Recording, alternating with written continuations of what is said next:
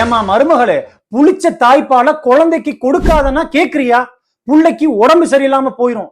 காலையில சுரக்கிற பால காலையில தான் கொடுக்கணும். உன் ஆபீஸ் முடிஞ்சு சாயந்தரம் வந்து கொடுக்கற, நெஞ்சுக்குள்ளேயே இருக்கிற பால் புளிச்சு கெட்டு போயிரும் மூதேவி என பல மாமியார்கள் கடிந்து கொள்கிறார்கள். பெண்மணிகளே, நீங்கள் மணிக்கணக்கில் தாய்ப்பால் அளிக்காமல் இருந்தாலும் கூட உங்கள் தாய்ப்பால் புளித்து விடாது, கெட்டு விடாது.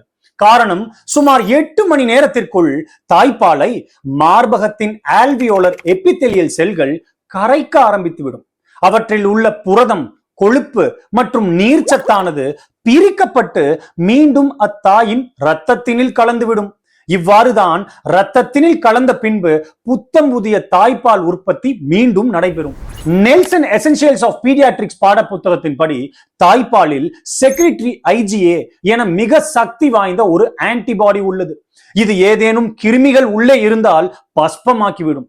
லாக்டோஃபெரின், லைசோசைம் ஆகிய ஆன்டி மைக்ரோபியல் கலவைகளும் இருக்கின்றன. இவற்றை மீறி எல்லாம் கிருமிகள் உள்ளே தாக்குப்பிடிக்க இயலாது.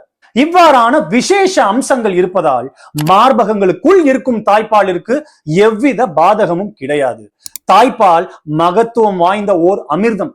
என் நேரத்திலும் நீங்கள் தாராளமாய் வழங்கலாம். அச்சமோ சங்கடமோ இனி உங்களுக்கு வேண்டாம். நன்றி.